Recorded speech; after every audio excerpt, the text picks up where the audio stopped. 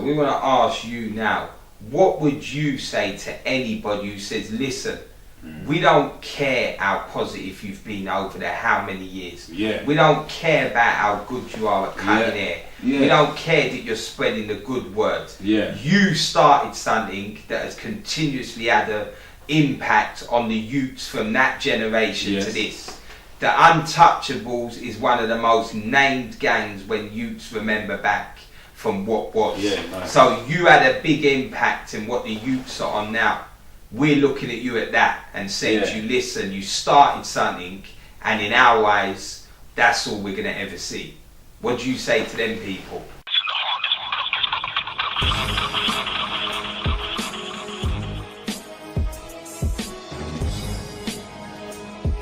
There's a lot of people that say that somebody who's been rolled in any way, you could have been a gunman, a drug man, a knife man, a hustler, anything, you should get no promotion on camera.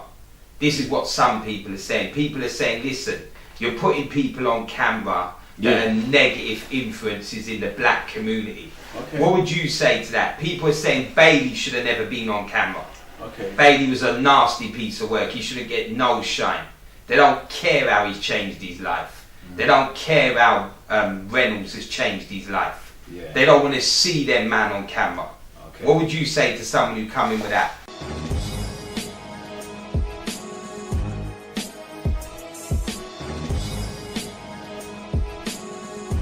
The DARDEST TV back out here again in association with Block 5 Entertainment, and we're with a man himself, Dennis Reynolds, Untouchables. What's good, big man?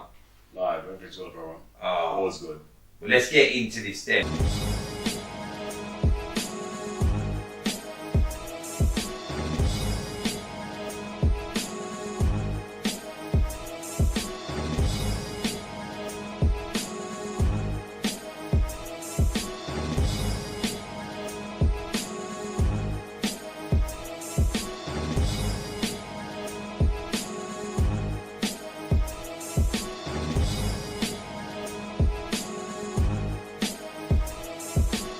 We're going to start this way back at the beginning.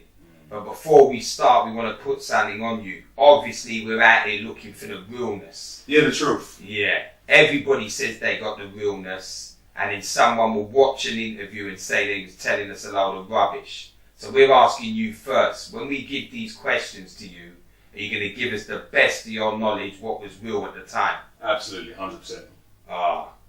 Okay then, let's get on with this. We're going to start back at the childhood. We want to know, you yourself, what was the first thing you ever saw violence-wise as a young youth growing up? And what impact did that have on your mind through the years you was growing up? The first violence I witnessed as a young guy was a travel to Jamaica. Yeah. I was 6 when I left this country, lived in Jamaica for 2 years. And I saw 2 brothers. They were neighbours, and I saw them one morning when I was going to school, and they were fighting each other. And the older one pulled out a knife and started slicing his younger brother. Back then, being 6, 7, I mean, that was just vicious to me. More so to know that it's 2 brothers fighting. I'll never forget that. And what did that do to you, like, as you was growing up in the road, seeing what's going on? What did that do to your mind state? I was very aware of that. You know, your closest friend, your family member could kill you. Seeing that, I go, oh, I mean, brothers kill brothers. Actually, oh man, I can't even explain it. You have to see it at the age of 6, 7. You know, those are 2 brothers. And they're going at it like they want to kill each other. That's terrifying. So being as you've given us that story, funny enough, the next question goes on towards you and your brother. Obviously, we know you had more than one brother, but we're talking on you and your twin. Yeah. What was you two like growing up as kids? What sort of things did you get into on each other? Not out there on the roads, between each other. Who was on top? when the fights happened, when the arguments happened? What was it like growing up knowing you're both twins? My brother and I, imagine two identical twins. Mm. You may not believe now, or look at certain pictures, but we're practically the same height, same weight. And clothes on, you don't know who's who. I got my gold tooth, you get gold tooth afterwards. And you have to get a gold tooth to look alike. Fights on top. Him and I used to fight every day. We're fighting for territory in the bedroom.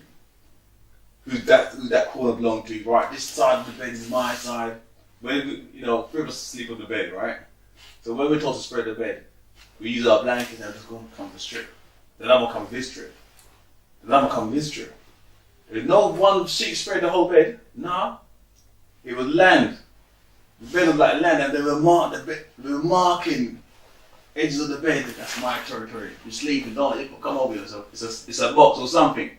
You know? I used to fight every day, bro. And top fights on the road. It was not really. I was the aggressive one. Straight. I had a temper. And that's it. When that goes, I don't care who you are. We're fighting. And I only had about, say, 2 fights in primary school. And I'll be quick to fight the guy. For example, I remember being in a class. And the baddest guy in the class, what's his name? Michael.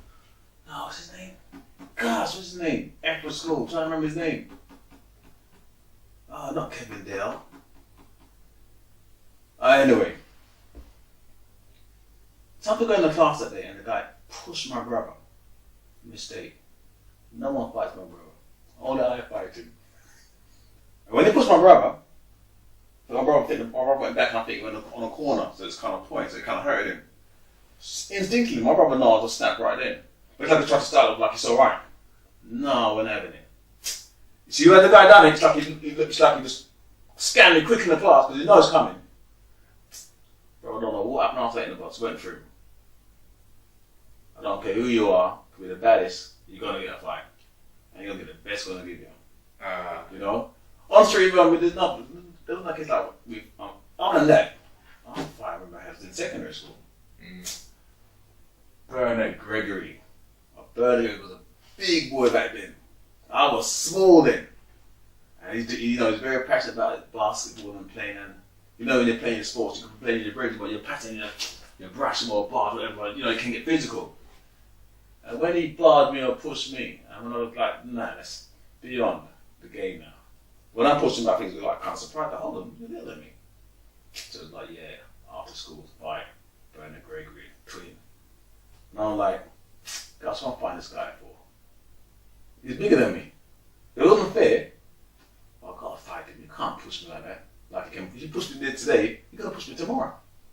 Now I've got to make a stand now. Even if I lose, you can't push me and get away with it. After school now, had to fight. Oh gosh, let's give my best shot.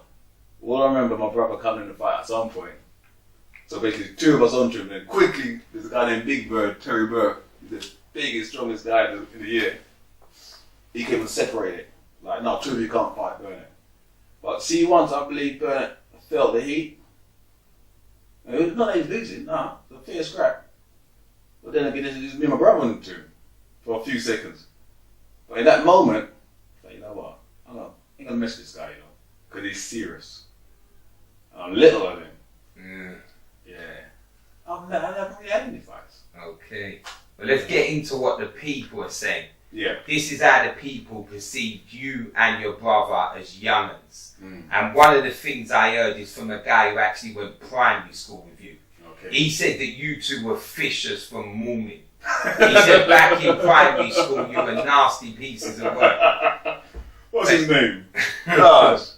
But this is how it was perceived. Yeah. It was perceived that you was what you just said there. You was quiet, but you was vicious. I was a quiet, reserved one. Yeah. And your brother was perceived as the one who was on anything. If it was happening, he was involved. So what would you say to that? I would say at primary school, Derek would be more boisterous. more sociable, quick to make friends, and be pally. Me, 2 friends, 2 men, or 1 friend. If something goes wrong, I know who's talking. I don't really need a friend. But yeah, 1 friend, you know, outside like my brother. Yeah, I'll be more sit back and more be observant. And they'll just gauge how am I to interact with you? You know? Yeah, but Dirk was one of the more outgoing and boisterous, you know? But they're saying that never stayed in primary school. Them 2 personalities went out onto the roads as you grow bigger and started to progress into the roads. What do you say to that? Well, in terms of personality, we're identical twins. So we got people's attraction just by physically being present. Because it's 2 guys look just like, so alike. And then we were artistic. You know? At primary school, we know that the drawer, the best drawer in the school. So like, we're known for that. Yeah. And from primary school going to secondary school, I could look back and say, yeah, we were bullies.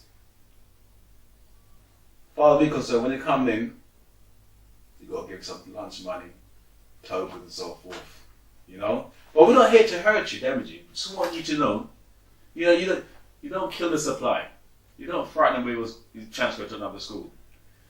Just give us a little bit, but leave enough that they can eat. But tomorrow we want something. You know, if we see you coming, we're going to chase you. Because back then, like, I like to see you running. But it's friendly. But that's in school. But let's take an example now, outside school. Another person trying to message you from a different school. They're in trouble. They'll be like, no, that's our meat they're playing with. You know what I mean? No, we'll look up to you then. But inside school, you have to give us something. So let me know, what was it like for you growing up in your family? Because anybody from your era says that you was from a serious family. Your brothers were serious, your dad was serious. So what did that do for you? What did that make you have to feel you had to come out here and do? I didn't really feel I need to come out and do anything. Nah. You know, but I was aware of the name my brothers had on the road. I knew they were known. You know? I mean, part of the reason why we traveled to Jamaica at a young age was because of my older brother's behaviour. Had not my mum taken us out of the country when she did, he would have done minimum 5 years. And she wasn't standing for that. So she had to get him out of the country for a certain amount of time. For things to be squashed. You know? And yeah, I mean, he told me certain stories at his young age, robbing, fighting, you know? I'm like, wow, at that age? Yeah. But there was nothing where I feel I needed to live up to that name. Yeah. Or aspire to that. Yeah. That's what my brother had. He has a presence. There's a presence. There's a name in Brixton. And most guys his age anyway. Yeah. You know? So, okay. And in a sense, it was easy going somewhere. I mean, I'll give you an example. One night, I'm coming up with Brooklyn Park. You know? I saw a girl. We went into the park. Had fun. Came out of the park. Big girl. And I see 2 crackheads. Now I remember, they're not my older brother's friend. I see them when I was 16. But they don't recognize me. Just the way they move, I could tell these guys want to rob me. Now I'm thinking, now physically, now I'm younger now, you know. I don't mind one of them. In fact, I didn't mind 2 of them. But I know, you know what? One of them definitely got a knife on them. They got a bore. There's no way they're coming out without a tool up. So I was more aware of the tool, not their physical appearance. I mean, the worst case scenario, you have a fight, you're going to win, you're going to lose. But you're going to walk away. Well, that's how I felt. So anyway, as they approached me, before they said the word, I looked at them and said, I know you. You're 16, my brother's friend, innit? And so just back, look, plod. 16 younger brother, yeah, you look like him. So I know they'll come around and rob you. I said, yeah, so I'm telling you, And even so I'm worried now. Even though I'm telling them I'm still worried, they're crackers. You know? Yeah. So in a sense, that's an example where just their name or older brother's name seems like, okay, it made it easier in certain cases, you know? Yeah. Okay, let's go back to your last interview with Drummer. Obviously, big up Drummer, he got that first interview with you. But there were certain things in that interview that certain people said didn't add up. Okay. So the first one we're going to put at you is you were saying in that interview that you wasn't really on a lot of stuff back in the day. People are saying you didn't need to be on a lot of stuff back in the day because people were shook of you. That's for sure. You and your brother were so well known in the streets of Brixton and so well known for knocking dons out. People didn't want that with you. If they weren't your friend, when they saw you, they walked the other way. Yeah. So that was one of the reasons why you never got into a lot of stuff. That's the truth. I was training like 3-4 times a day. Yeah. My older brother used to call me trainer. I used to come around the house and I'm like, yeah, look. And the power's showing up the muscle because, you know, he's big and, you know, my dad, from a young age, my dad's a chippy. And back then, you know, them walking the toolbox. Yeah. In the arm and the shoulder and biceps. So my dad would come around like, feel his arm like, Dad's short, you know? Short, man. His arms are like, gosh, my dad is a superhero to me. I look at his arms like, yeah. And I'm older, I want arms just like that. You know, I'm an older brother now. Much bigger compared to my dad. In terms of stature. You know? He's a big man too. Like, yeah, bro, solid, like, big. So I'm like, yeah, when I'm old, I'm gonna be big too. You know? So let's get into something else now. People were saying that back in the day, you were so well respected in the Roadz of Brixton that if people that were in trouble was in trouble with other people that was known for being on things, they would come to you and your brother. You would have one little word with the other side and they'd be all calm. All the beefs were squashed. You know, what's the truth on that? That has happened. You know, Brixton is a small place, and you've got so many schools, and you've got gang members going to the same school. So in school, I know you're not part of my gang, I know you're 28 or Bloods or whatever. So in school, it's fine, you know. On the road, see you, everything's fine.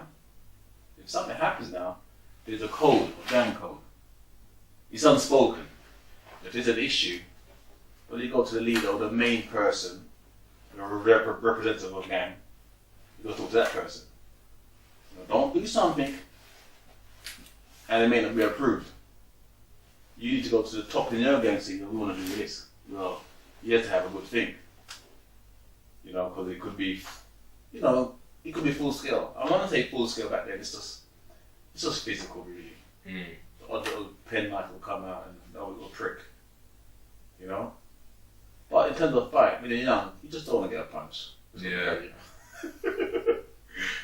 Yeah, it has happened. Okay, well let's get into something else now. I want to see what you think on this. Certain people, and this come from, I'll tell you about 6 people said this. Yeah. They said that you and your brother's respect levels were so good back in the day, and you had everybody who was on stuff on the same par with you in respect levels, that you two could have been the black version of the Krays if you would have patterned it right, but you never. You know what? What's the talk on that? I always knew that. Yeah. And I'll look in the eye and tell you this. You've got 2 brothers that look alike. Physically strong and training. Gallus. Oh, the girl's another story. It wasn't me, was him. Wasn't me, was him.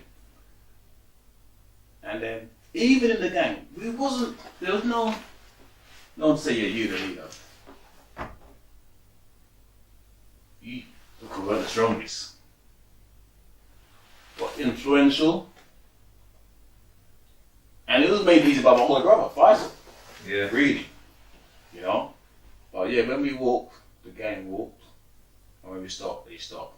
And there have been incidents with like older guys now.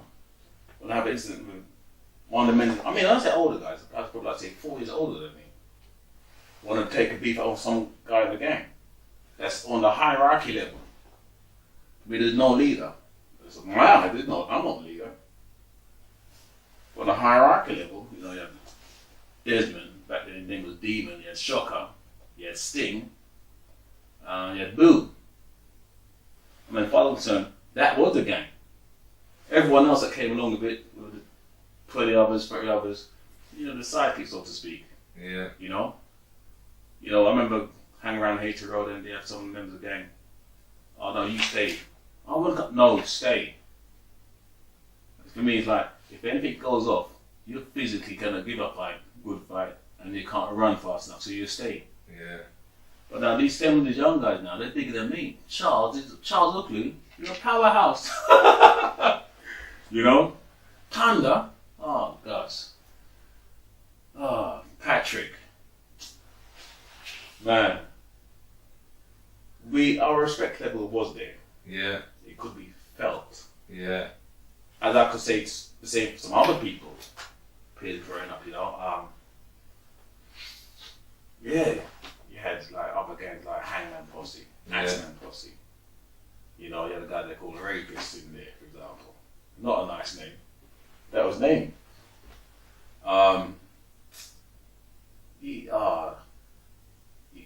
I look at these guys and think, wow, these are guys unknown. Like around my brother's age group, that era, And I look at this, why is this little brothers then? Yeah. And see us walking with a little bit of smile, But yeah, we were serious back then in terms of, we're so serious, you don't want to have any fight or any issues. Yeah. So we had the biggest gang. In terms of numbers, no, up to this day, I've never met a gang more sold than Untouchables. Yeah. Never. And we're physically ready. Yeah. We're coming. That's alright, because we're going to get We're coming to your those. area. You don't have to wait. We come to you. Yeah. We're going to get into them Untouchables real soon. But let's get back to you and as a youth. Yeah. What was it like for you money-wise? Like, what was you getting job-wise as a youth? Was there jobs out here for you growing up? It was hard to get a job. Yeah. But for me, I remember my first job was stacking shelves. Yeah. In a local shop. Round where I live. I think I was getting 70 pence an hour. Yeah. And I was saving up this money to get a pair of waffles or Farrow jeans or, I felt good in the holidays. There's no pocket money. Coming from a family of 9 children, money is scarce. Yeah.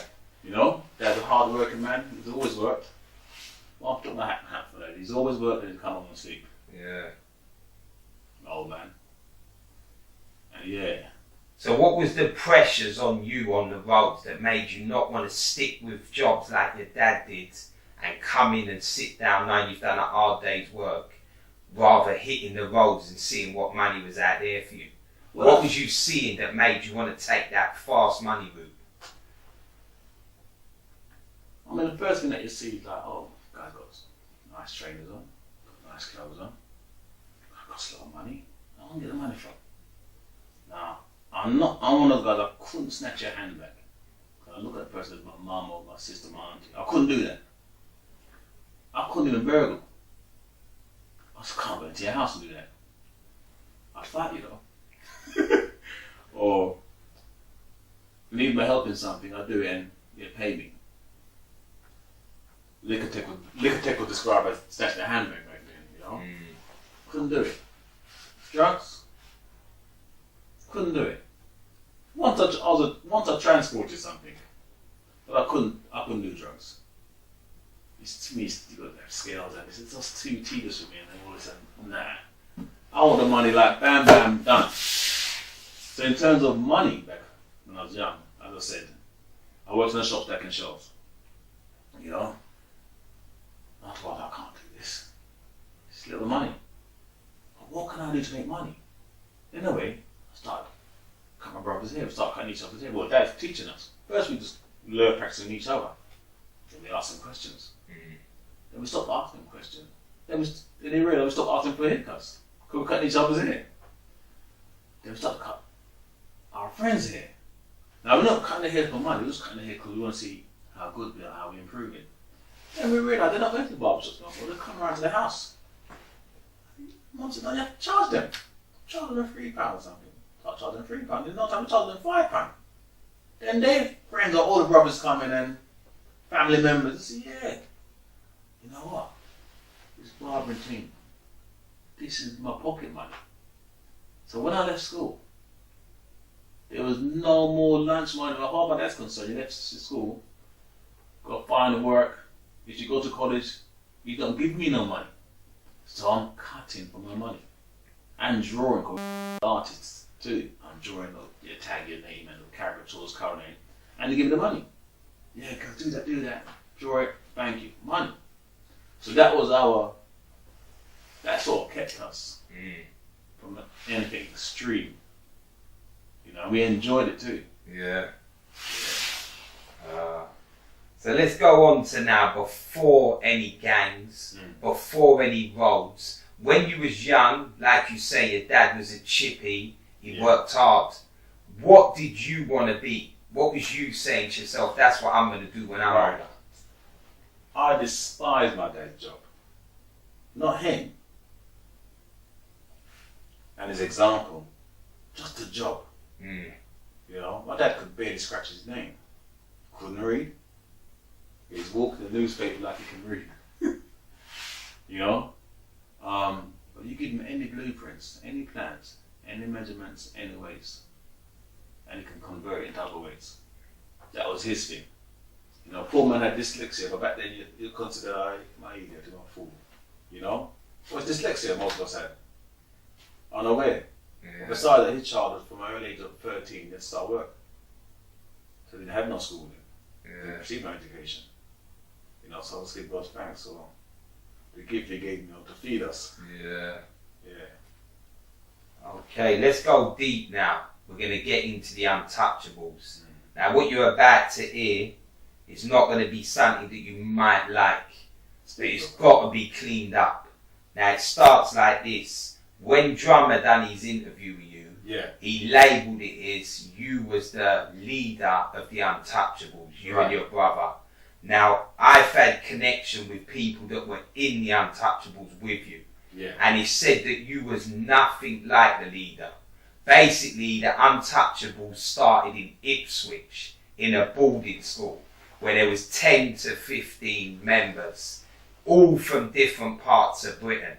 That's the reason it spread so far. And in those, the reason why it became called the Untouchables, because everybody used to talk about their favourite movies. And one of the movies that kept coming up was the Untouchables.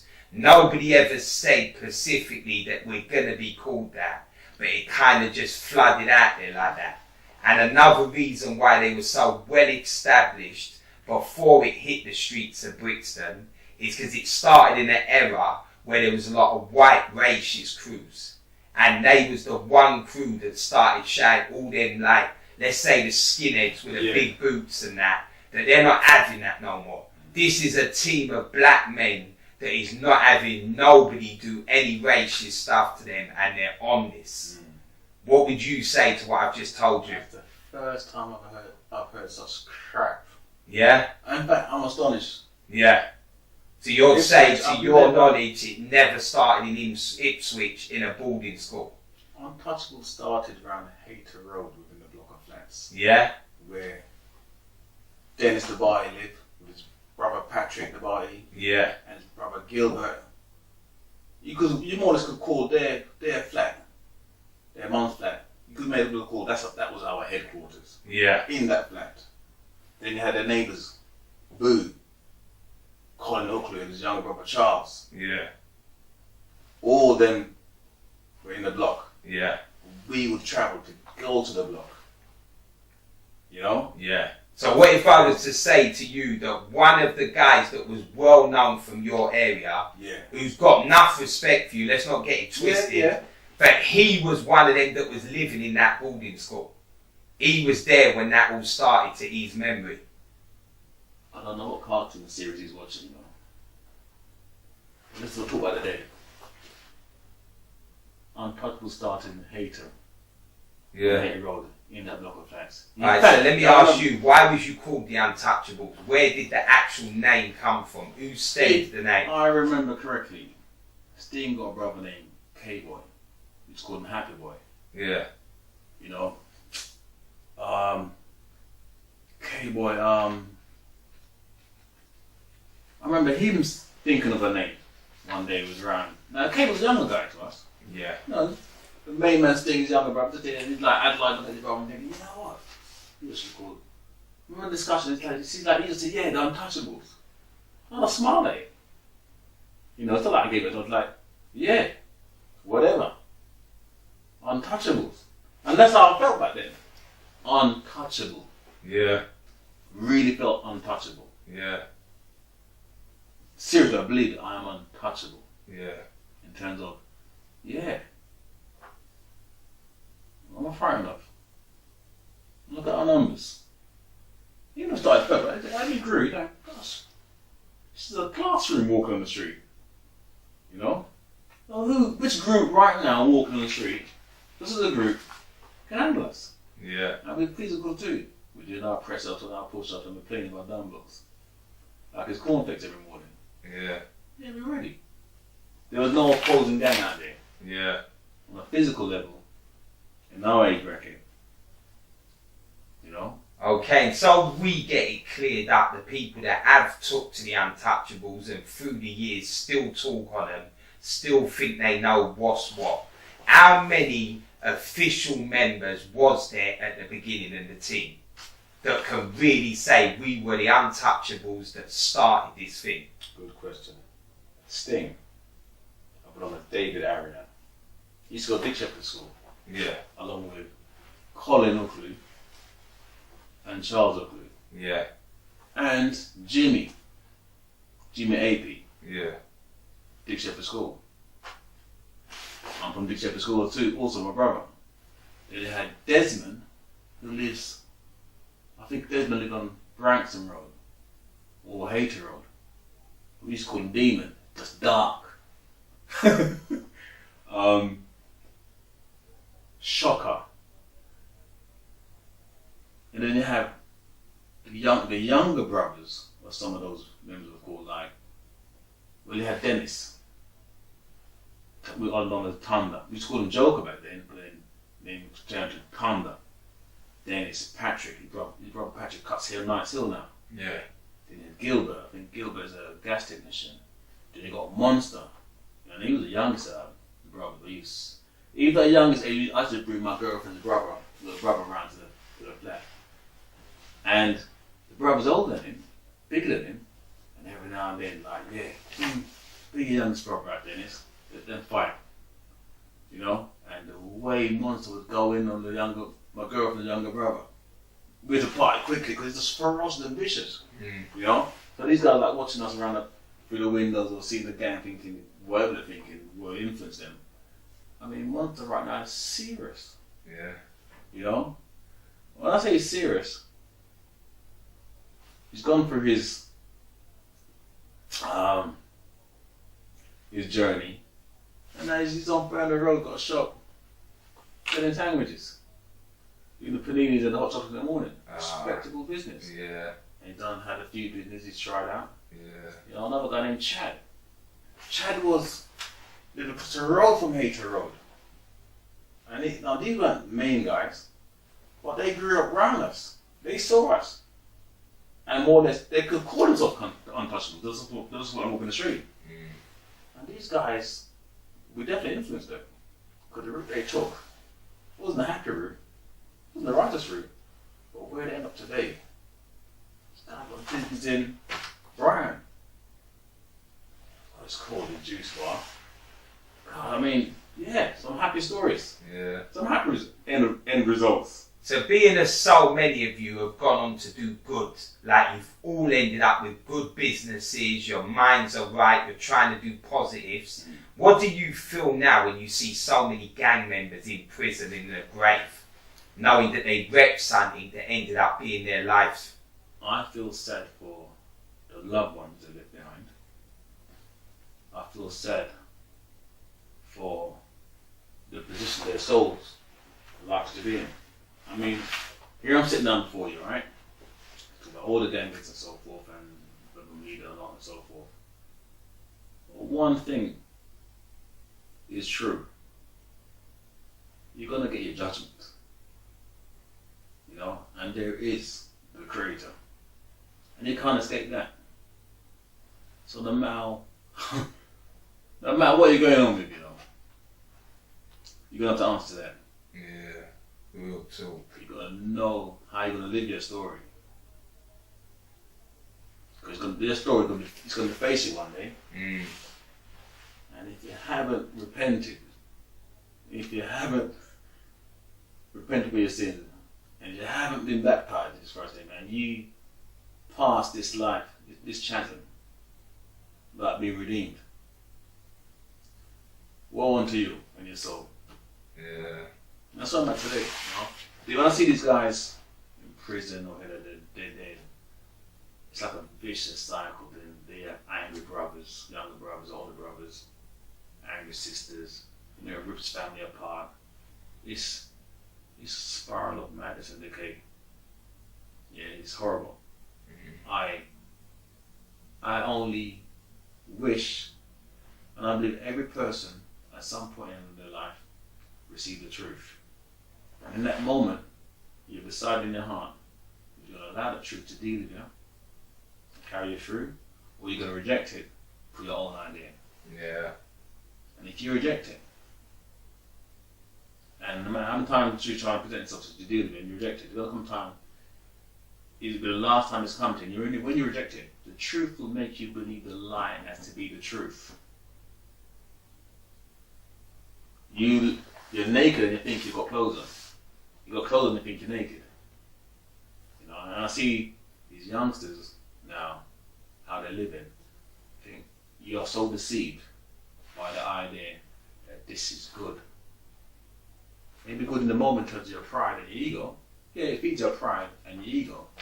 But where's your pride and your ego going to get you? What's the end result of your pride and ego? Yeah. Okay, let's take it back again to the heyday of the Untouchables. We need you to remind us of the meetups. The meetups where you'd be at the skateboard park in Brixton and everyone would have their little punch-ups just to see who was on it and who wasn't on it within the team. We want to know, did you ever get the wrong end of a little punch-up within the team to see who was on it and who wasn't? I've never been knocked out. I've never been on the end of a punch-up where, ooh, Twinny got. But were those punch-ups really happening? Like, I was told about them. Did you used to meet up and have little punch-ups in the team to see who was really about it? We may have a little fun around the flats. Yeah. But I don't recall going to Stockholm skateboard park having a punch-up. Nah. I remember going to the skateboard park to steal bikes. Oh, yeah. I love my bike, I ride my bike, and if I see you walking there, like, oh, your bike's nice. Hold on to mine, ride yours, say it feels. I'll ride up to your bike and leave mine, because your bike's better than mine. Well, in some case, you don't ride my bike, someone else holds my bike. Yeah. And I'll come up to you, look at your bike. And once I get on that bike, I am gone. So that's another place that's to make money. I steal bikes, or like your party bike, I'm taking up to the seat. And that's it right before your face. Yeah. And you don't see me for a few days, I come back. Yeah. Yeah. So what about in the flats little messes about? What was the worst thing that you ever saw going into those little punch-ups that were mess about with a team? There was nothing vicious or... Nah. You know what? If it happened, I wasn't there. Yeah. But don't get me wrong, I just like to see a little fight, a little scuffle. Even if I'm not fighting. Yeah. You know? I like boxing. Yeah, Tyson's out there knocking at people like, yeah. I want to look like him. Yeah. You know, on a back neck like him and get your head weights and do your... Yeah. And I did watch fight. Even not fight, I enjoy watching a fight. Yeah. But it's a good balance fight where it's hard to choose who's going to win. Yeah. You know? I never forget the day when Paro, he fought a guy named, his name Gary or Gavin? Gary from my school. I think it's Gary. Gary's from my school. Gary's a short little muscular bullet head guy who's got the Shepherd School, and Paro like a flimsy, like a flyweight, you know? And I was like, whatever beat them two got into at Brooklyn Park, it was on. Yeah. Now I'm not both of you. One did in the game, but one did go to my school. They're both families, so to speak. Okay, you guys want to fight? Okay, here's the rules. When one of you shout out their hand and said, finish, another blow gonna be thrown. Yeah. You fight until one of you concede. One of you got hot. Say, stop. And it stops. For me, it's like, we're not trying to kill each other, you know. Just letting off steam. Yeah. You know? Have a good little scrap. When these two guys started to fight, I was shocked to see what Power was doing to Gary. Hand speed, movements, fast. I was shocked, and then Gary got tired. I was like, wow. Everyone was shocked when the Power did. Power, where'd that come from? You just look at them thinking, this guy's finished. Bullet, Gary's gonna eat him. Yeah. On the day it wasn't so, you know. Yeah, can't judge the book by the cover. Okay. So I want to ask you the blatant way. Like, obviously, you've kind of said it already that it never happened, but we want to know: did Dennis Reynolds ever get put on his back by anyone back in the day in any sort of fight? No one that's ever put me on my back, my front, my side, my knees. No one. Okay. No one put me down. Ah. Well, I hardly fought. Well, let's get into something someone said there used to be. You tell us if this was so. Yeah. The tunnel. What does that say to you? People say there used to be a thing where the Untouchables would all line up on the wall and someone had to go through the tunnel. And if they never made it out the other end, then they weren't no untouchable anymore. Was that so? You know what? I can't remember what we used to do to the new recruits. And for me, we got so big at some stage, right? I'm not there every day. You have people coming on and doing certain things. I've never witnessed that. For me, once you're untouchable, okay, you're untouchable. Yeah. I mean, it's a small number, but it's big, it makes us look good. Yeah, but you couldn't, anyone could just get in though, could they? No, if you're someone like, I think, so now you're from that side, no, you can't come over. Yeah. Nah. Yeah, I got to feel like you live close. For me, I'm comfortable when you live close to me. Or live close to the spot, Hater Road. Yeah. Yeah, because you live close to the spot, no problem. But don't say you come from Brixton Park Estate and Mightsville. Some of them was from Mightsville anyway. Yeah, Snake. Sorry, Snake is another man. Snake, Mike, these are main men. Oh, how could I forget? Snake, Mike's. There's other than I can't remember from Mightsville. Yeah. Yeah, and they're just devoted. All they do in Mightsville, they're like, yeah, we're on this, you know? It was a family affair. Yeah. Clothes are getting passed around, hand-me-downs, no one speak, no nothing of it. Trainers go around. It was family. Yeah. Yeah. Okay. Well, let's get back to you again. Obviously, you've made it clear back in the day you was good with the fists. When what fights you did have, no one ever done you nothing. People are saying, was there anyone you was feared of though, and you didn't want to see them? Obviously, you never got into an altercation, but did you ever think, you know what, I don't want nothing with him? I'll tell you another, just what brought something to memory. Yellow Baby. I remember growing up, going to the carnivals. I think it was Hangman Posse then, he was part of it. I think it was Hangman Posse. Now you'll see this mob, a line of all the sort of soldiers, men, just moving like a train. Chains being popped on the front and things are flying, and that was it. There was no response to what they're doing. And up front is this little fella, known as Yellow Baby. And he's got the most vicious piece of work. And he's carrying a knife. And he's doing the work. And you see him on all his fingers. From that 3 rings on one finger. On each of his fingers, it's just gold. And he, at the time, he lived on Plater Road by Acre Lane. I'm going thinking, see this guy here? One day, you're going to try something, you know. I could see before it happened. Because you're a main person there, I know you've heard of the Untouchables. I know we're little compared to the guys you hang around with. But you're little in size. Though you may be a year or two older than me. But you're little. Not like this. There's no way you're little than me. Can take it with me. You're actually bigger than me on my size. And you're not going to be little than me and take it with me. Anyway, he was really growing up. Make no mistake. He was scared. I didn't fear him. I feared being pricked by a knife. Not the person behind the knife. Anyway, I remember when Brixton Rec opened up. Remember Brixton Rec when it opened for the first time?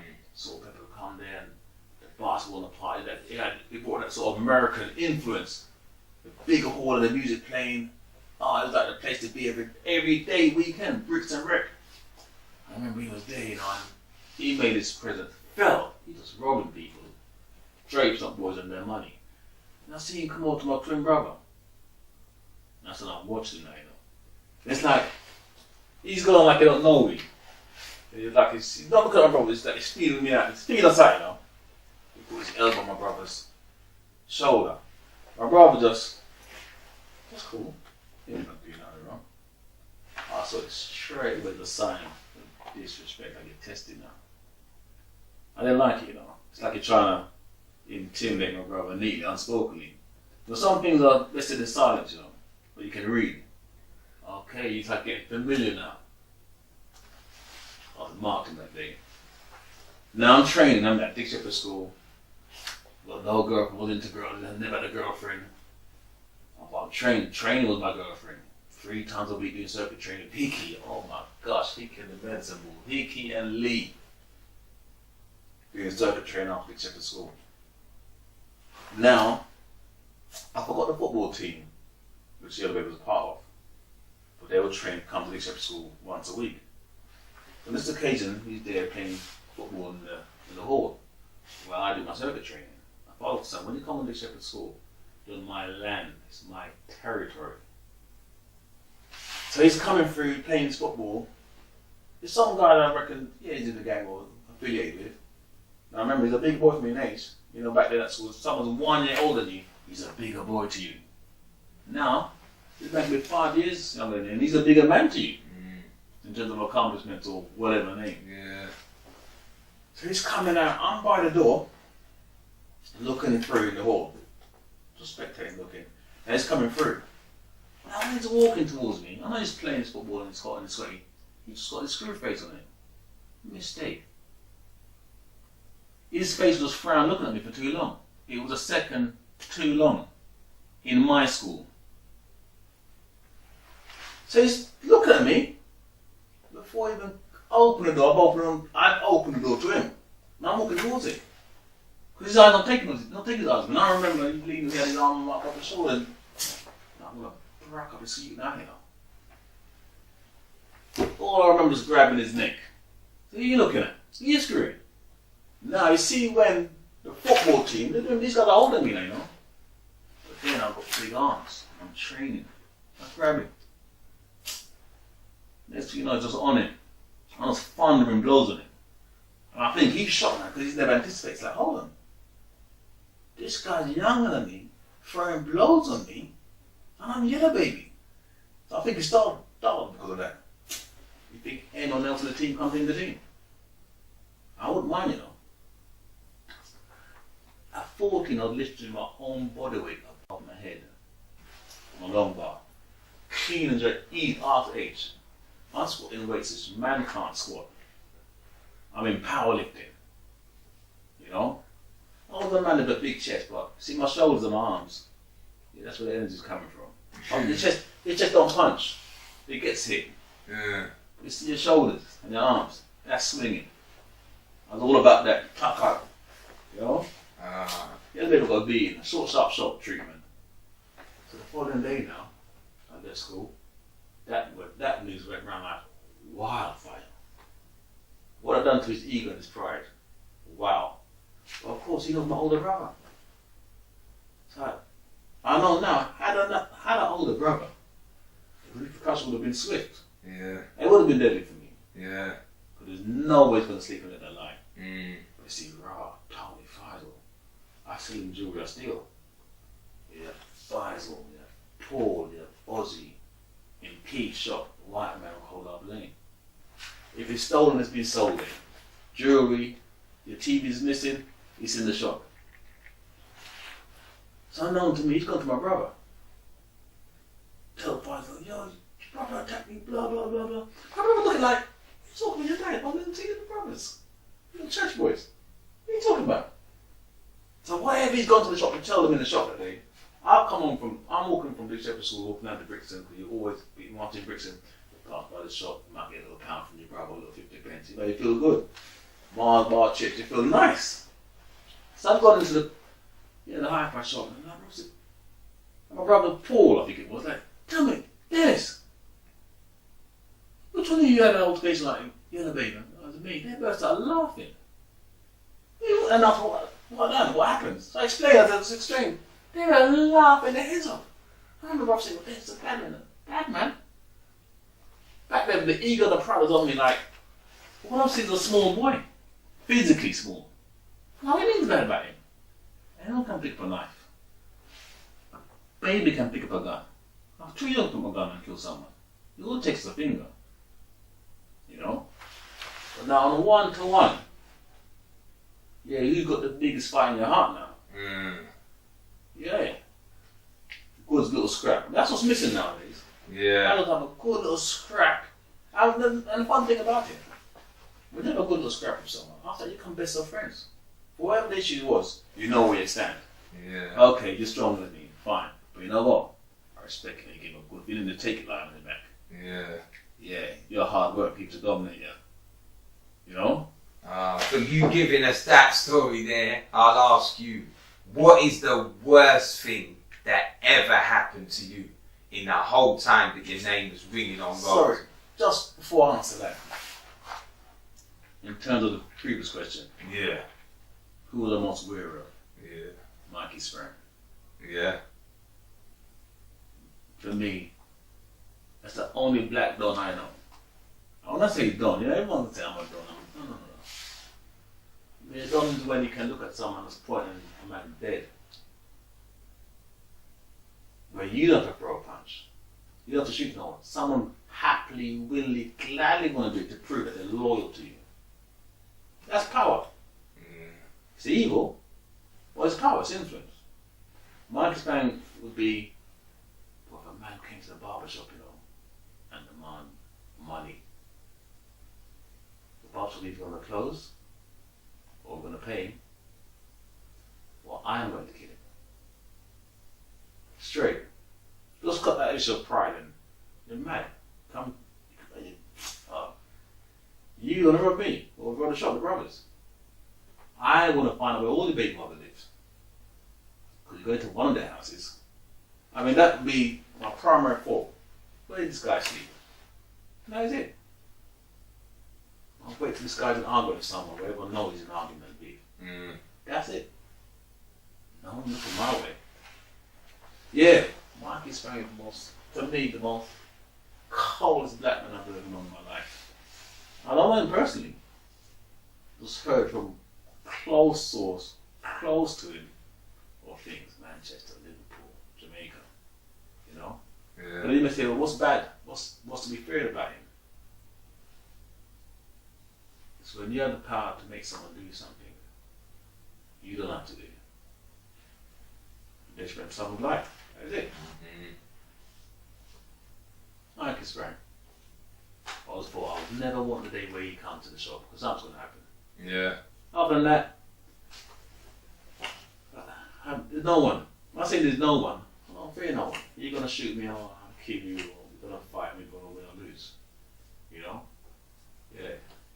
Sorry, what's the next question? Yeah, the next one was, what's the worst thing that's ever come your way when you was ringing on Roadz? What did you have to deal with? The worst thing that came my way in terms of,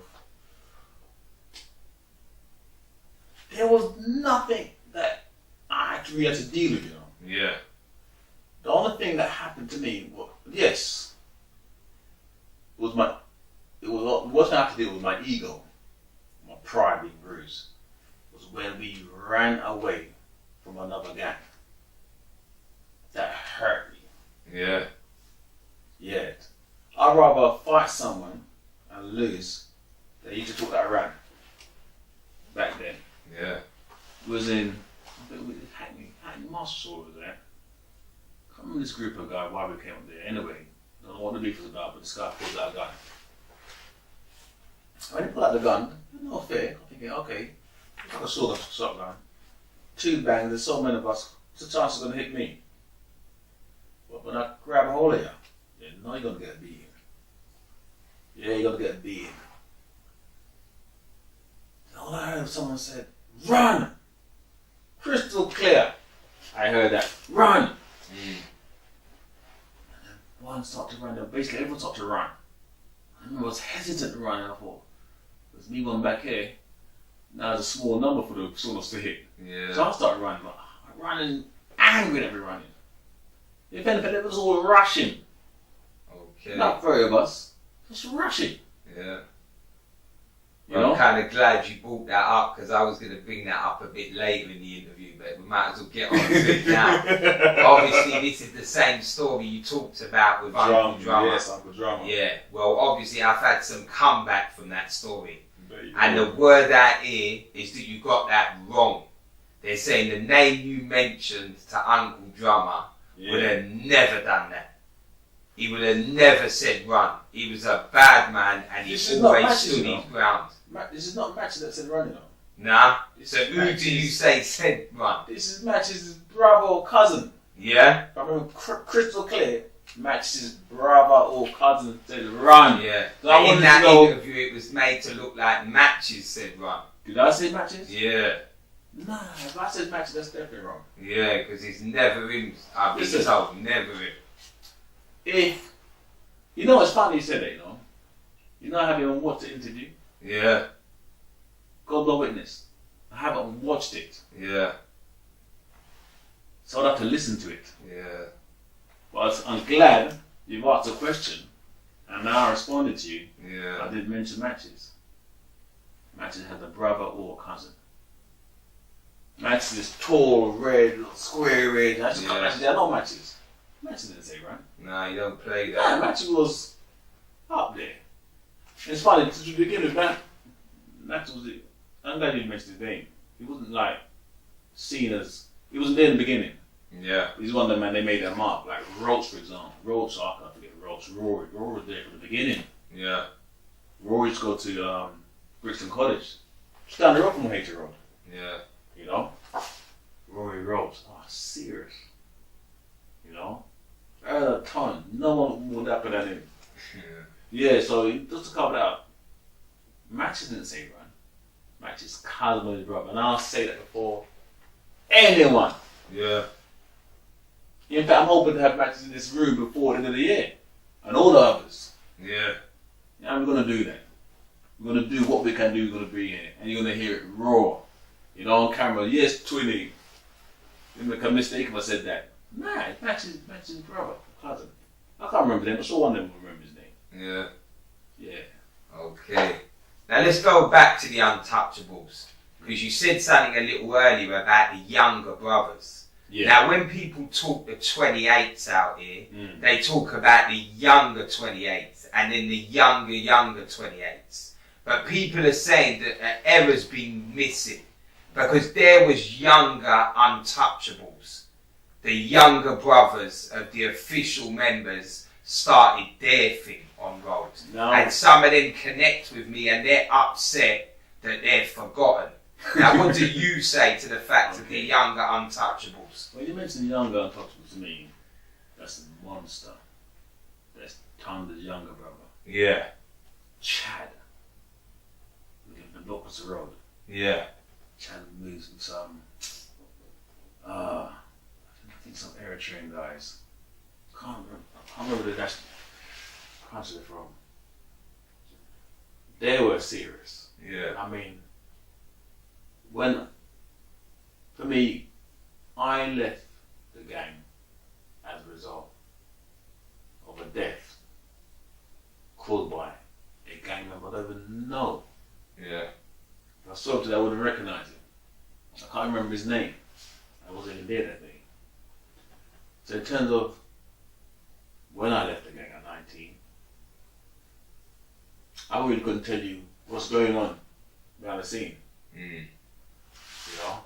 But yeah, in terms of youngers, I can only call Chatter and Monster. You know? Yeah. Thunder's youngest brother. Yeah. Michael. His name, but we call it Monster. Yeah.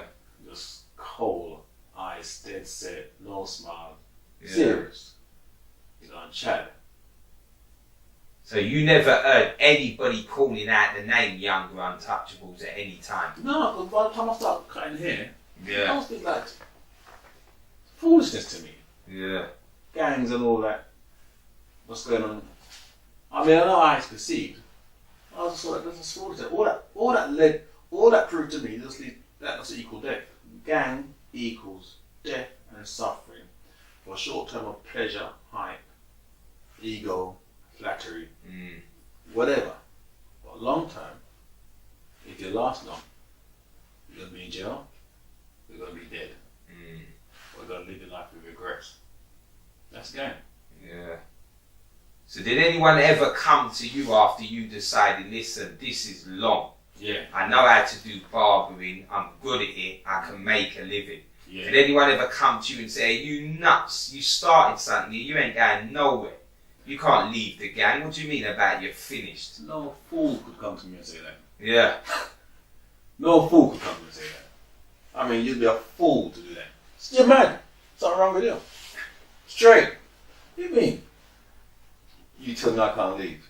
You ever got to be disappointed? Like, gosh, man, you guys should be decent. You guys should be alive. I mean, nobody left, you know. You see people like Demon, Shocker, Mike's, Sting. And then guys pull up the marked up in their BM and their fast cars, you know. I was happy for them. They look good. Yeah, they're my old boys. The old, you know. They don't mild, but like, yeah, my break this big fat ride. I was envy of them.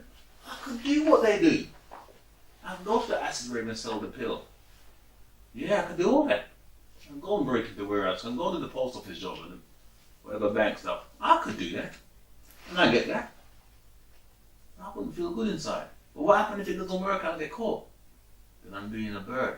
Yeah. I don't want to go to prison. For 1 hour, I don't want to do prison for 1 day. Imagine. God forbid to go to prison and get raped. How you gonna live that down? And then you gotta use the toilet, another man sitting in the toilet. I mean, no one can keep it from prison. I mean, really? Yeah. You in a cell and you smell another man? No. That's just strange to me. Yeah, it's a madness. Yeah, but no one ain't broken like, you can't leave and blah, blah, blah. Okay. You should stay then. Yeah. Come back and join this thing, you know? You know, I had one of the members one day said to me, Dennis, I wish I was like you. No, I kind of marveled when he said that. This guy got gold chains around his necks, the ring, the chop, the car. He's driving it. The car you want to be seeing him, man. He's driving it. I'm told one day when they cut out the money on the carpet, there's no more carpet. They're cutting out the money now. The room, whatever size room it was, there was no more carpet to lay the money out. You know? But why say that? I'll tell you something here. You see here, your brother. Got a short, got a good name behind you.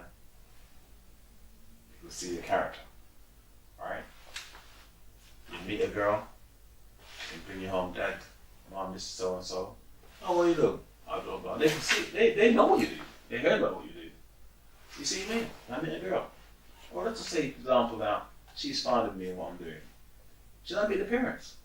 And they see the car and everything, and they see the hour. What want to tell them? I'm a footballer.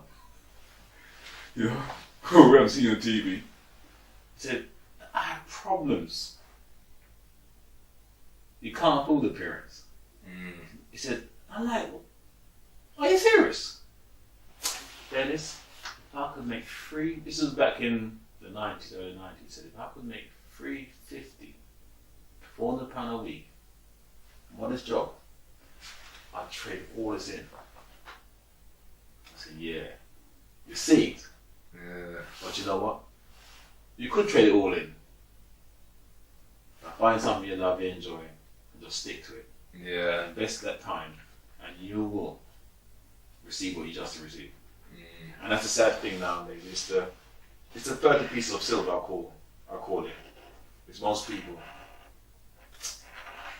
They like what they want, but how they go about acquiring it,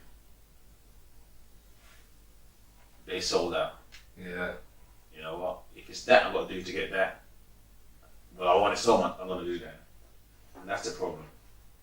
They don't want to work for it. Yeah. They want it quick. They want the image without the character. Yeah. You know, the growth, the experience. They just want to show the outward projection. You know, look, I'm the man now. You haven't gone through no trials, you haven't experienced nothing. You know, no one can snatch a bag, no one can break it. You know, you get away with it. But who are you? Who are you? What are you about? You know, what do you have to aspire me to do something positive where I want to part of that. Alright, would you want to have your son say to his son, right, when you grow up, try to be a drug dealer and do this, blah, blah, blah, blah. Or would you want to start to say something, well, try to be a doctor, an accountant, a footballer, a lawyer, whatever it may be, a barber. Yeah, real talk. But whatever it is, you want to be, we enjoy, you know. Yeah, no one does that. No one don't want to train there not to be a drug dealer, really.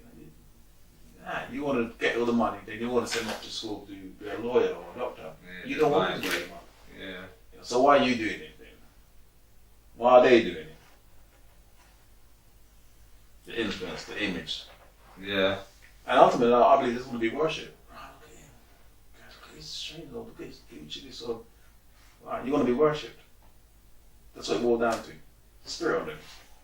You want to be idolized. The spirit on them. Yeah. Okay, let's go back again to when it was all popping off. Yeah. Obviously, the Untouchables are out there, they're big. Now there's a 28, they're big as well.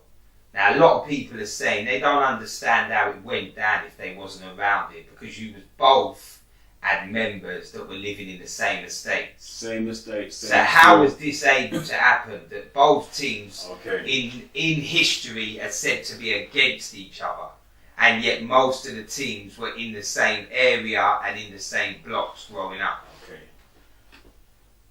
Right. For me, 28s, I'm not good at remembering people's names, but two names stand out to me. Colin Bodrick and Aswad. And for me, Colin Bodrick was the leader. He was like the eldest one, or the biggest one then. I'm not very wrong. He's the man. He represents 28s. Yeah.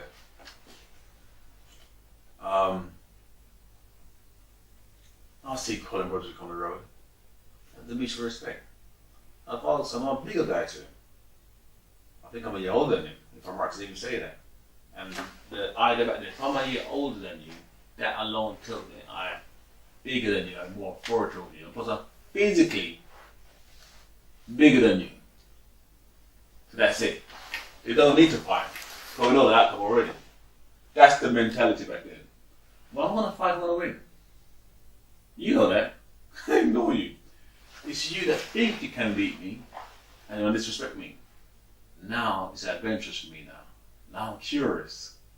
You know, I'm not fearful of losing. But I know when I connect on your jawbone, you're in trouble. I know that. The weight's don't lie. You pick up that weight, you know you're picking up that weight. You can throw that fast jab, you're doing damage. You know? Yeah, do you have 28 members going to pick up a school? It's just a mutual respect. I mean, it's like we wanted to say, you're all Brixton. Yeah. Really, we're one gang. It's who you decide to want to walk with. Yeah. You know?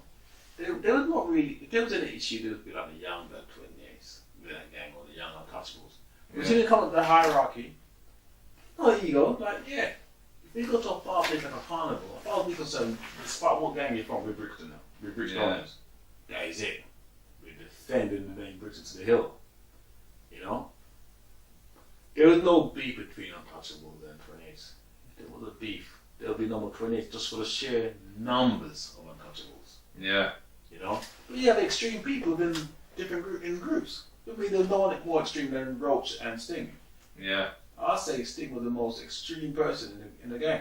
Yeah. The other time I was working with Sting. Yeah. You know, this is a guy that, you know, he lost his dad, his brother. Not if I remember correctly, it was his mum. There's like a lot of death in his family, and he's sad, he's angry, he's peed off. At the time, like, oh, like, this guy is serious. Then he got happy with the Bora. He would use it without hesitating. Yeah. Now, it's one thing of fighting someone flesh to flesh, but when they come against steel, you're at a disadvantage. You just take a point at an archer and you're in trouble. So yeah, you know, Aswad is serious. Oh, Aswad. Oh, but yeah, there's other guy. What's his name? I'm terrible. I'm getting old now, bro. My brain's, you know, I'm approaching 50 now. Yeah. Alright, let me get on to something else. What they say. They say that, like it is, you're saying that you was in the same areas, there was a mutual respect. Yes. People are saying the only thing that the Untouchables, no, should I say the 28s did not like about Untouchables was that the 28s were Brixton, through and through.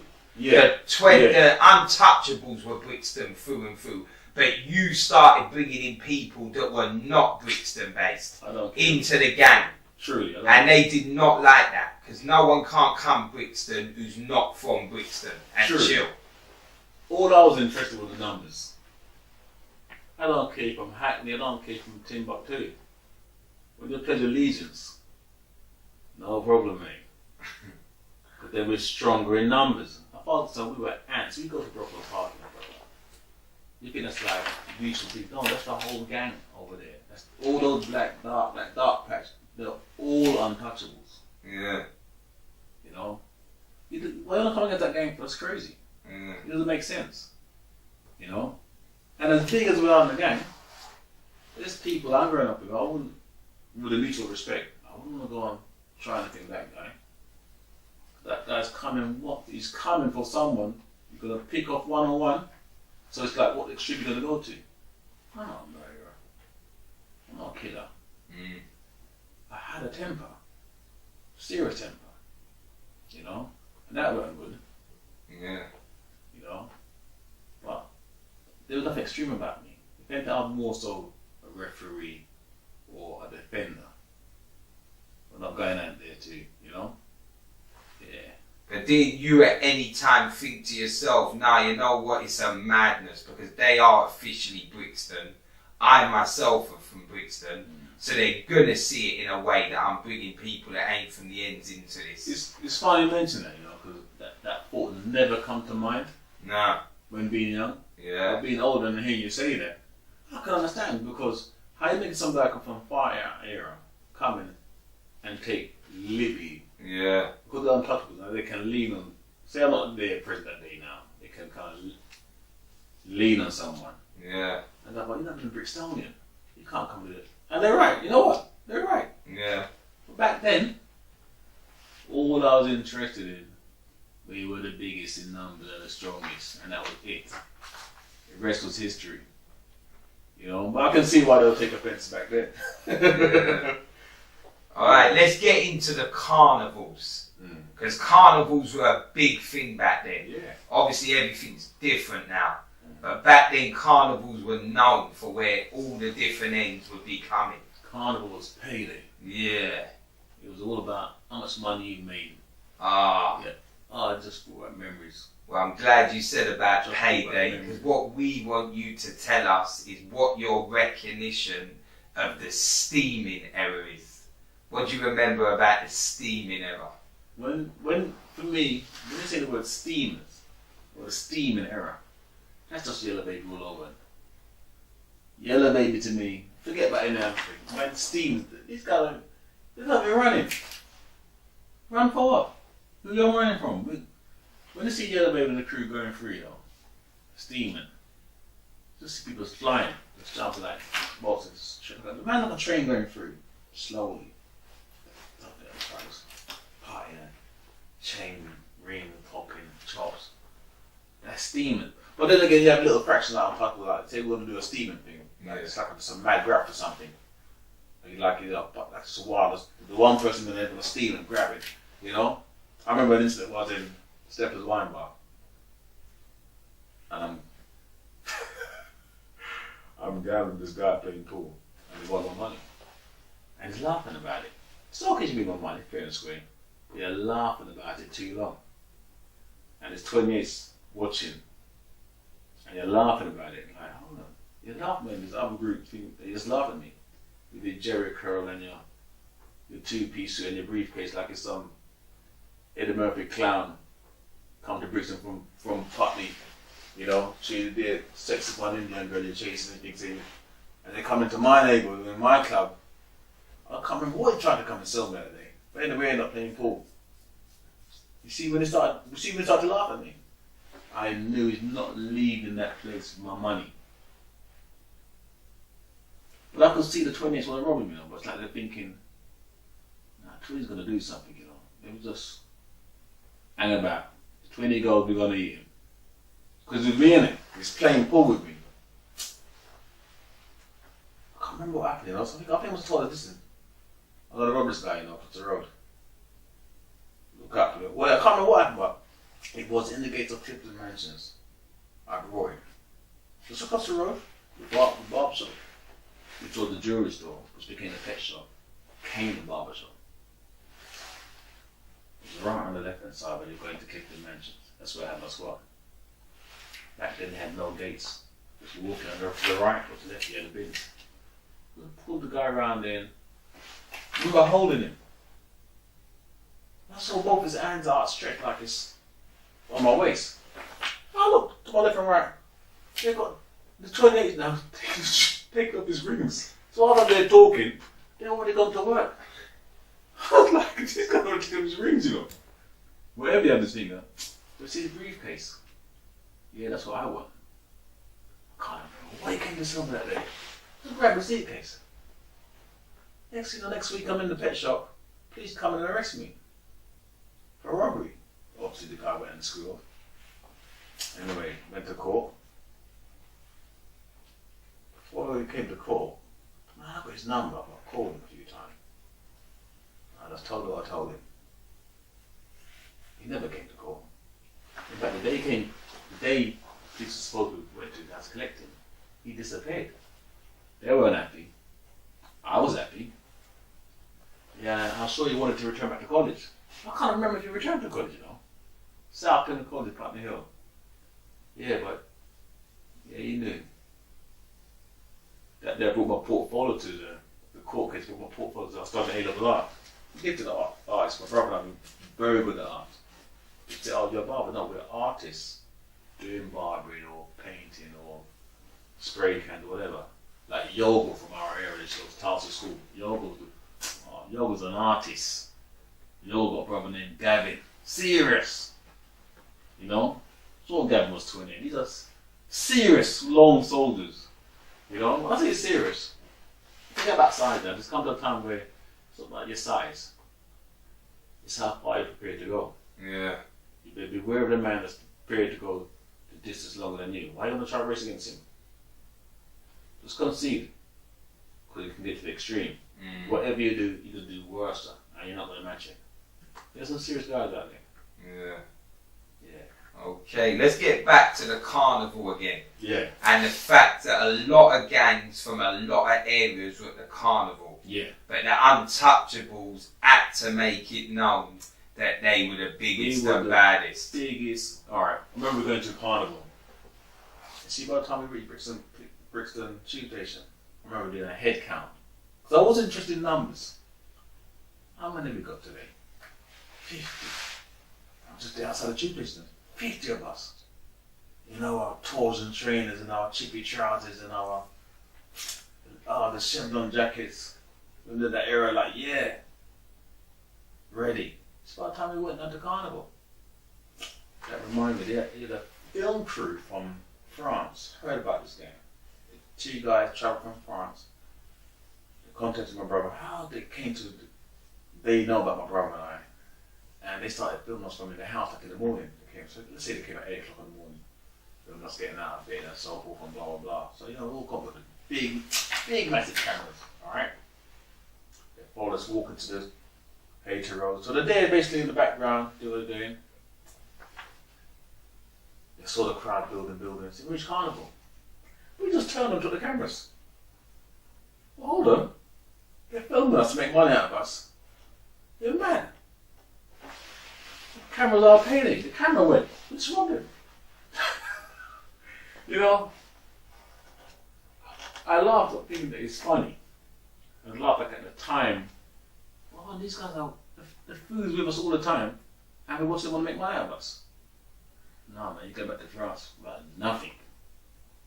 You know, we had to split up. When we went to camp, we had to split up because you go to camp to mingle, beat up girl. That's it. I just remember, I would pickpocket left, right, and centre. Yeah. I'll pick your pockets carnival. I'll pick your pockets at Trafalgar Square, New Year's Eve. That was payday too. I'll be up front, pick it, turn around and see, look around and see this little muscle-leg guy in front of you. And he's not even looking at you, and he looks at you like, what? There's nothing in my hand, so we're down the switch. Gone. Yeah, payday. Carnival, Trafalgar Square, New Year's Eve. Payday. What man drinking like it's all fun and weak in their heads. People brushing past you, you think people like brush, it's nothing. Yeah. What is gone. Okay, let's get on to one of the other main events from Carnival. Tell us what your recognition of this was. The thing that made the papers when an Untouchable was supposed to have thumped a policeman off his horse. What do you remember of that situation? God, true. I had never heard that story. I can't remember that. Nah. It was so big. Yeah. Come on, we don't know what's going on over there. Remember, there's about 200 of us at the time. Had to split up because you want to mingle. You don't want to see the same guy you've seen every day. With a meet girl, chat with girl. Yeah. You know, but it's fun enough. I'm always going to come with my girlfriend at the time. Yeah. Yeah. Of all the guys in the gang, I'm bringing my girlfriend with me. But do you ever remember that story being in the papers? I honestly don't remember. No. I do not remember that story. I've never heard that story. I'm shocked. You punched the policeman off the horse. Yeah, that's what it was. Either he punched him or he dragged him off the horse, one or the other. That would not surprise me. Yeah. I mean, and it made a big stir. Like from that, the feds were on a thing of this is a sort of gang that we need to keep our eye on. They're a danger. Started labelling them a danger to society. Yeah. Yeah, the number. Okay. Let's get into some of the things that made the Untouchables so infamous. Okay. And from that, like what went down with the police. We want to know, because the talk is that the flying squad was all over you. Oh yeah. They was making your life hell. They was even doing things and saying that you done them when you never had no idea what was going on. Let me tell you about this piece. Let the youths know what they have to go through if they're really about this gang life. You see the police, you have good cop, you have bad cop. But every cop has numbers you've got to deal with. How many arrests you've made, how many convicts will stick. They've got to make their books look good. Alright? The police will frame you for something you didn't do, but they know you're not up to no good. Just to get your way. I remember police once saw me on the road. There was about 4 of us walking. They led me away, put me in the car, me alone, and they brought me to SUBDCRIBE house, some lady up the slope. Parked quietly. I'm in the back seat between two, called the beast back then. She ran in front, turned around. Now, one of them introduced himself to me. Can't remember his name. Let's say he came from up north. He's new. Now, can't remember. It's a robbery squad he's dealing with. I think it's a robbery squad. Or whatever. He told me he's position up north and basically called out to clean up Brixton. His gang. I'm quite calm. Collectively looks, turns around and tells me, basically, we don't want to see you ever again walking the street with more than 3 people. No, more than 2 people. If we see you again, I'm going to call me by my name. You just tell me I know who you are. If I see you again with 3 people walking with, we're going to Do what we done. Bring up here, as you can see, the one that picked up flick knife. A pen knife, flick it, flick knife. We're gonna stab you, and when you're near death, we're gonna drive you to King College Hospital. Well born. And we say we found you up here in Subway House. This is the police. They are the biggest gang with the resources to find you, to make things stick. They will kill you, they will murder you and make it look like they're the good guys. Yeah, the police. That's why they need to know what they're doing when they come into that life. Yeah. So, when you reach a level and the police know who you are, they're going to visit you. You're going to get a warning. They're going to visit you. Because you make them look shabby, or they're patch shabby, and they've got to make the numbers stick. They're going to get rid of you. The police will arrest you, they'll be in the back of the van, they're near death. And they're not losing their job. You lose your life, your parents lose you, they continue going to work, get their bonuses and promotion. Yeah, the police. Yeah, that's serious. Let's get on to something else that you can help the youths of today understand that, listen, everything ain't how it should be. Back in the day, I was speaking to a couple of the Untouchables and a couple of the 28s, and they was telling me that back in the day, Ghetto Boys, Peckham, Brixton, all used to link up. There was no need for the beefs that are going on today, regardless you can't go Peckham or they can't come Brixton. Everyone used to link and enjoy their times together and go out there together as one unit. What do you remember of them eras? I remember going to the old days, and it doesn't matter what gang you're part of. Yeah. When in the old days, you're not going to have nothing untouchables. You don't pose a threat to me.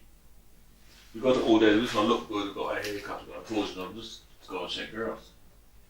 What are you going to all day to go and fight man for? When you see girls around him, you might actually go, hold on, where are you going to fight? When you see girls. You know, you look good, you dress up looking good, you have some like chirpy clothes on your back. It didn't make sense to me. But in terms of beef, I never, for example, let's talk with, I raised in Stockholm, Lander Road. Yeah. I wouldn't be in Stockholm Park Estate. And Stockholm Park Estate has its own clique. I would go up there and like, yeah, blah blah blah. Nah. You don't have a man's territory, I don't care who you are. There's a mutual respect, you know what I mean? Yeah. What am I going Peckham for? Also, there's no girls down Peckham. There might actually go in Brixton. I need to go nowhere. Yeah. But did you ever have any brethren that were from Peckham or brethren from ghetto areas like that? Not really. No. If they came from there, I don't know. You know, but I could go anywhere, whether it's a group of us or just alone. There's nowhere I could not go. In fact, I marvel in this day, in this era, like this postcode war. Yeah. The guys go a different route to go to school in the morning. Yeah.